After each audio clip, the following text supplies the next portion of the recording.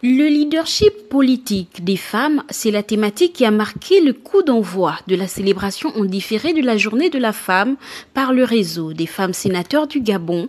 Cette journée d'information qui s'est déroulée le vendredi 3 mai au Sénat a vu la forte participation de la gente féminine et de la présidente du Sénat. Le leadership, parce qu'il est temps que les femmes soient formées à devenir des leaders.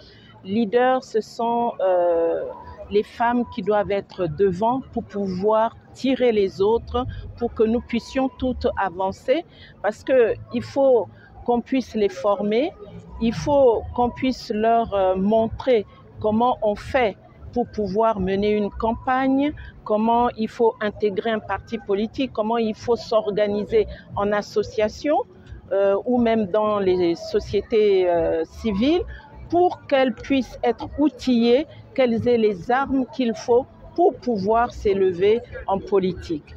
Et il n'y a pas que la politique, hein. Il y a aussi l'économie, il y a le social, il y a la culture et l'environnement gabonaise.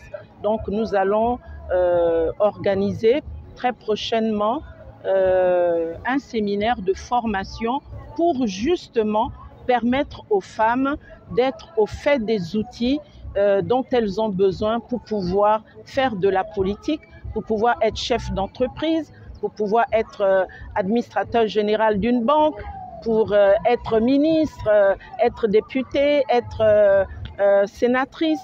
Il y a tellement de choses.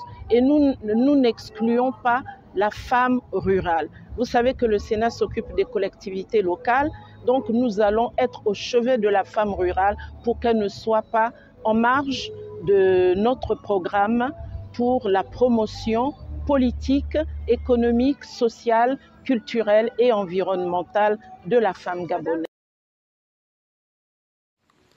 Un moment très enrichissant où la valorisation de la femme était la priorité. Même les femmes du monde rural.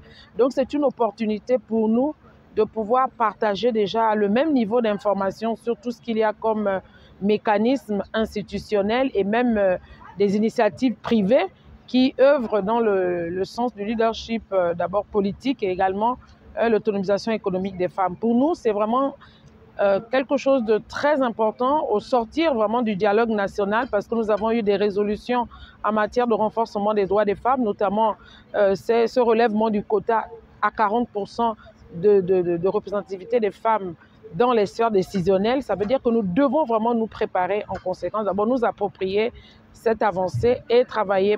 C'est une bonne chose parce que tout passe par la politique.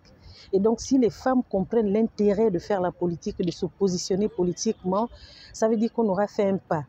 Mais comment faire pour accéder à la politique, aux postes décisionnels comme au Sénat ou à l'Assemblée nationale? Eh bien, simplement, ce sont les différents mécanismes qui ont été enseignés, à savoir qu'il faut une formation à la base, il faut un comportement citoyen, il faut des financements, il faudrait s'élever par rapport au schéma sexiste qui ramène toujours la femme à la relayer au second rang, etc. Femmes des villes et villages du monde rural, femmes entrepreneurs, agricultrices, éleveuses, le temps vous est donné pour promouvoir et garantir l'autonomisation de chacune, afin d'augmenter la représentativité dans les sphères décisionnelles.